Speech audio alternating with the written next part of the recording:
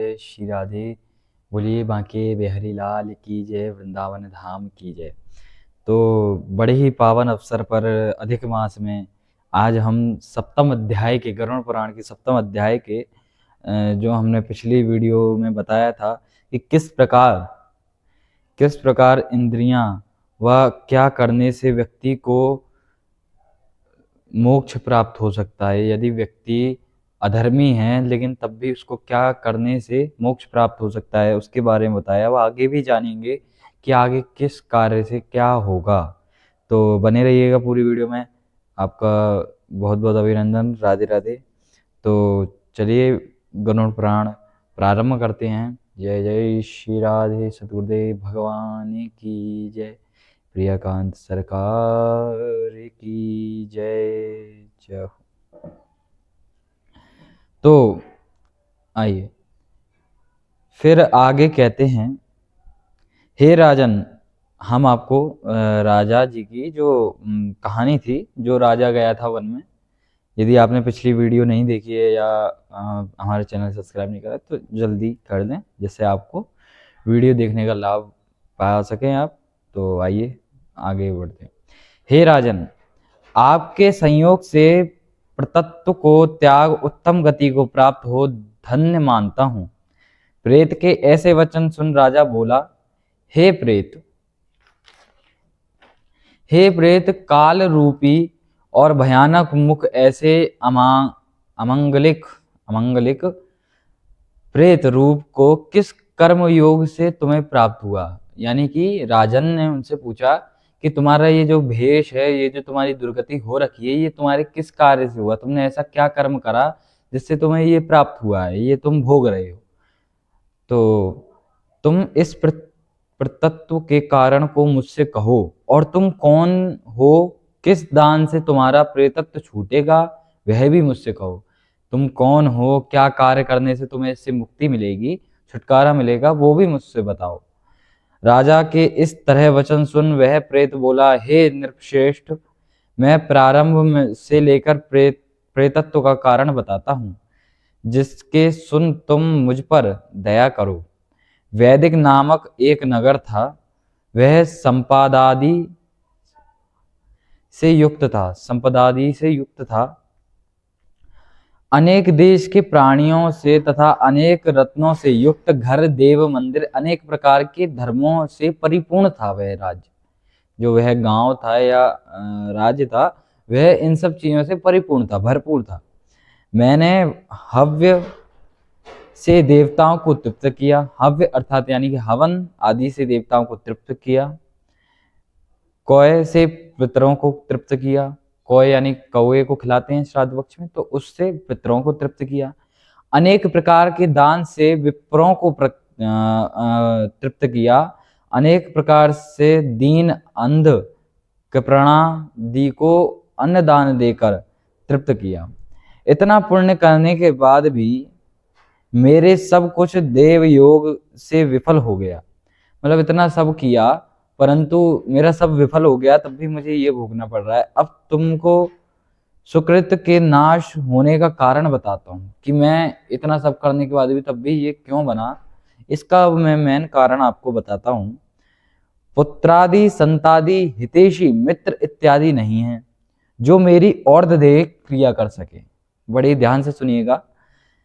पुत्र, संतान, हितैषी, मित्र, भाई, बंधु आदि कोई नहीं है जो मेरी क्रिया कर सके, मुझे तर्पण दे सके, मुझे भोजन आदि, मेरे पिंडदान आदि कर सकें, जिससे मुझे मुक्ति मिले और देह क्रिया करें।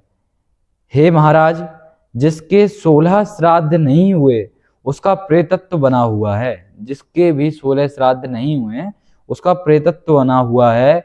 शत श्राद्ध और हो भी गए हों तब भी, हे राजन, मेरी तुम और्ध्वदेह क्रिया कर उद्धार करो, क्योंकि वर्णों का राजा बांधव है, ऐसा कहा है। तुम क्रिया कर मेरा कल्याण करो। मैं एक मणि रत्न देता हूं जिससे मेरी सद्गति हो तथा प्रेतत्व चला जाए। तुम मेरी यदि फिर काम करने की इच्छा करते हो तो क्षुधा तृष्णा दुखों से युक्त महान कठिन दुसह प्रेत छुड़ा दो। मतलब मेरी जो भूख प्यास इस योनि में मैं पड़ा हूं, इससे मुझे छुटकारा दिलवा दो। वन में मीठे फल और सुंदर ठंडा जल है, किंतु क्षुधातुर मैं फल नहीं खा सकता, तृष्णातुर पानी नहीं पी सकता। इस तरह का प्रेतपना दुख का कारण है। मतलब प्रेत है तो ना ही वो जल पी सकता, ना ही वो फल खा सकता। हर चीज उपलब्ध है उस वन में, लेकिन परंतु वह कुछ नहीं कर सकता, तो बड़ा ही कष्ट भोग रहा है।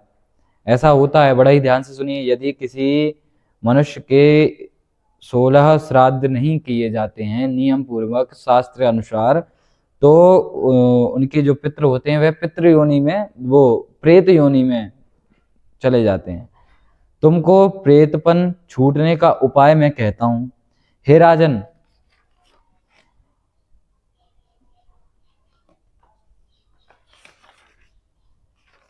हे राजन, मेरे लिए तुम नारायण बलि कर वेद मंत्रों द्वारा और दैहिक क्रिया करो। नारायण बलि होती है शास्त्र में, उसको करो, फिर मेरी और दैहिक क्रिया करो, मुझे मुक्ति दिलाने के लिए है, पूजा रखो। इससे मेरा प्रेतत्व नाश हो जाएगा, इसमें कुछ संदेह नहीं है। और दूसरा उपाय यह है कि वेद मंत्रों का उच्चारण कर दान देना, जीवों पर दया करना और सत शास्त्र का श्रवण करना, विष्णु की पूजा एवं सतपुरुषों की संगति करना इत्यादि उपाय प्रेत योनि नाश करने वाले हैं। ऐसे शास्त्र को मैंने सुना है, इसीलिए प्रेतत्व को नाश करने वाली विष्णु की पूजा कहूंगा। 16 मास का एक सुवर्ण इसको दूना कर 32 मास स्वर्ण को लेकर उसकी एक विष्णु की प्रतिमा बनवाएं। यदि कोई इस पूजा को करवाता है तो उसको यह कार्य करने पड़ते हैं। सुनिए, बड़े ही ध्यान से सुनिएगा। यह क्रिया, यह उसको सामग्री लगेगी।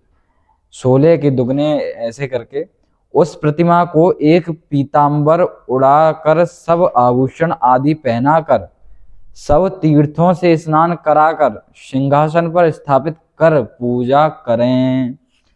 उस प्रतिमा के पूर्व दिशा में श्रीधरों, दक्षिण में मधुसूदन, पश्चिम में रामदेव, उत्तर में गदाधर की पूजा करें। मध्य में ब्रह्म तथा शिव और स्थापित कर विधि से गंध पुष्प आदि द्वारा पूजा करें। मतलब मध्य में इन सबको, ये और भी देवता और बताए हैं, इन सबको भी स्थापित करके कहाँ कहाँ किस दिशा में इन देवताओं को रख के पूजा करें, इनकी भी पूजा करें। तदंतर प्रदक्षिणा कर, यानी कि प्रदक्षिणा करके अग्नि घृत से होम कर दधि दूध से विश्व वे देवताओं का तर्पण करें। देवताओं को तर्पण कर यजमान स्नान कर विनय सहित एकाग्र चित्त से नारायण के समीप में और देह क्रिया करें। शास्त्रीय विधि से प्रारंभ कर क्रोध लोभ से रहित हो सब श्राद्ध करें, वैसे ही वृषोत्सर्ग है। ठीक है, श्राद्ध करें वैसे ही वृषोत्सर्ग करें। तदंतर 13 पददान ब्राह्मणों को और शय्यादान देकर प्रेत घटदान करें। ऐसा ही सुन राजा बोले, हे प्रेत, घटों के किस विधान के द्वारा देना, ऐसी प्रेत मुक्ति के कारण की बात विस्तार में मुझसे कहिए। प्रेत बोला, हे महाराज, आपने जो अच्छा प्रश्न किया है। जिस प्रकार दान देने से प्रेतत्व नहीं होता, वह मैं कहता हूं, सावधान होकर सुनो। तो अब आगे प्रेत ने क्या बताया है, तो अपनी वाणी को आज यहीं विश्राम करते हैं। आगे प्रेत ने क्या बताया ये हम आपको अगली वीडियो में बताएंगे। अगला पार्ट देखने के लिए आपको सबसे पहले पार्ट वीडियो जब डले तो आपको नोटिफिकेशन पहुंच जाए, उसके लिए हमारे चैनल को सब्सक्राइब कर लें, बेल आइकन को दबा लें, जिससे हम कोई भी वीडियो या कोई भी अपने चैनल पर अपडेट डालें धर्म से रिलेटेड, तो सबसे पहले नोटिफिकेशन आपके पास पहुंचे और आप उस वीडियो का, उस प्रवचन का लाभ उठा सकें। तो सब्सक्राइब कर लें, बेल आइकन को दबाना ना भूलें। अगर आपको वीडियो अच्छी लगी हो तो लाइक ज़रूर करें और ज़्यादा से ज़्यादा लोगों को शेयर ज़रूर करें। यदि आप लाइक ना करें, सब्सक्राइब ना करें, परंतु शेयर ज़रूर करें, जिससे और लोगों को भी पता चले कि क्या होता है, हम क्या कर रहे हैं, क्या भूल चूक कर रहे हैं। तो ज़्यादा से ज़्यादा लोगों को शेयर ज़रूर करें। बस आज के लिए इतना ही। अब आगे बताएंगे उस प्रेत ने घटदान के बारे में, आगे क्या चर्चा हुई है, क्या वार्तालाप हुआ है राजा और प्रेत के बीच में। आज के लिए इतना ही। बोलिए जय जय श्री राधे श्रीमन नारायण। जय।